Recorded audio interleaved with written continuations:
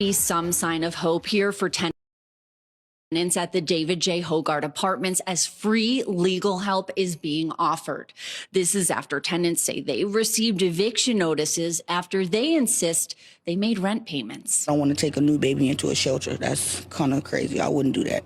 Tiara Lewis says she's due in 13 days, and she and her grandmother and 12-year-old daughter are facing eviction after her grandma received this notice. My grandma's 75 years old, and she's an elderly person, and where will she go in 7 days? These people should be protected. Attorney Jordan Savage and his team from Legal Aid Center of Southern Nevada, which includes student lawyers from the Landlord-Tenant Clinic at UNLV, we're here to try to help this community here. Are trying to make sure tenants won't lose their homes. Being faced with eviction is an awfully traumatic situation for tenants.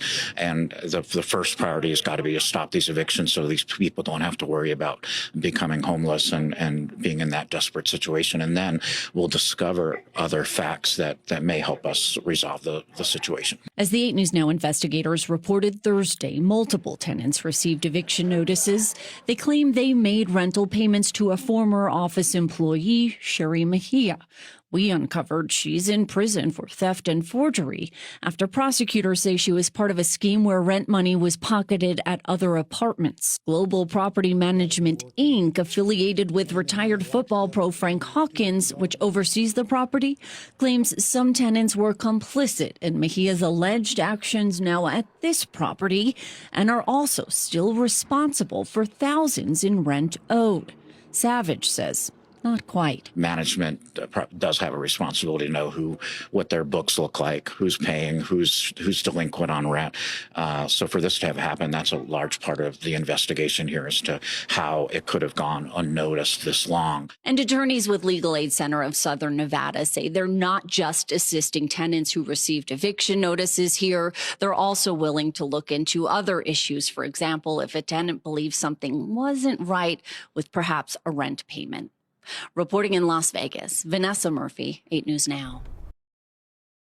As far as CPS coming and trying to take my kids away. So Brittany Ramirez says when she saw a quaint 2-bedroom unit for $750 a month online, she jumped at the opportunity. And we're like, what? That's awesome. Ramirez says she was told she couldn't see the unit in person. The property management company she was working with told her it was being watched by a house sitter to keep squatters out. So she relied on these photos. And we fell in love with it, and we were like, this is the one. Hitting 1 week later, when she says this notice to vacate by August 30th was slapped on her front door. And then I just broke down crying because I was like, what do you mean we have to leave? There's 5 of us, and now I'm pregnant. Ramirez says she's out nearly $3,000 for the first month's rent, security deposit, and other fees. For a unit she and her family are forced to move out of. The entire Paradise Spa property is in the process of being sold to a home construction company. The attorney for the property management company listed on Ramirez's lease said in a statement, they've been advised the owner is looking into the court order because they had no previous knowledge of it. Meanwhile, Ramirez blames herself. I should have looked it up and did more digging into it, but we were so excited. Forced to move back in with family, heartbroken, and wanting to get to the bottom of what went so terribly wrong. They had to have known something.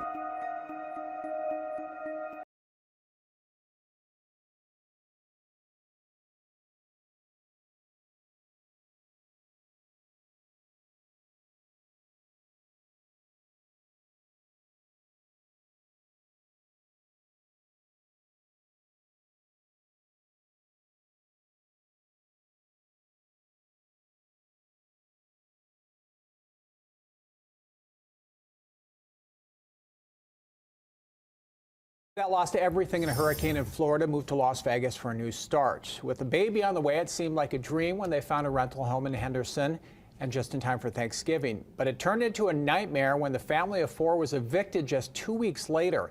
As the family tells us, it was all a scam involving an illegal listing from a fake landlord. It's like your floor getting ripped from beneath you, literally. Jewel Rodriguez and Angelo Cruz thought they had finally found a place to call home. They left Florida with their 2 sons after Hurricane Ian in 2022. After renting rooms weekly, they found a new opportunity in November. We found an ad on Facebook for a landlord renting out to their first tenant. The family viewed the home and offered to pay the security deposit on the spot. They signed a lease online a few days later. But on move-in day, a red flag. The landlord in suspicion asked us to pay her the rent that first through Apple Pay. We refused to pay it through Apple Pay. We told her that we would provide her money orders. Then after just 2 weeks in the home, we got a knock on the door from a constable saying that we needed to leave and vacate the premises, and we had 15 minutes. They say they found out their so-called landlord was a tenant who had illegally sublet the home, and the eviction notice was in her name. Rodriguez says they grabbed just a few essentials and the dog and had to leave. But the worst part for her, she runs an in-home daycare and had 7 children in her care when the constable arrived. Just having other people's kids there and you're responsible for them and you really have no explanation because this really has nothing, you didn't do anything wrong. On top of being kicked out of the home, Rodriguez says their belongings were stolen soon after they left. Delta Academy, where their 14-year-old son is a student, found out about the situation. The principal says it took just one email for staff, parents, and students to spring into action. Within a matter of hours, we had beds and pots and pans. Someone gave a wonderful $1,000 donation, and the funds and items have not stopped coming in. That's great to see, and things are looking up for the family. They're moving into a new apartment tomorrow and say they are working with detectives, hoping the alleged fraudulent landlord faces felony charges.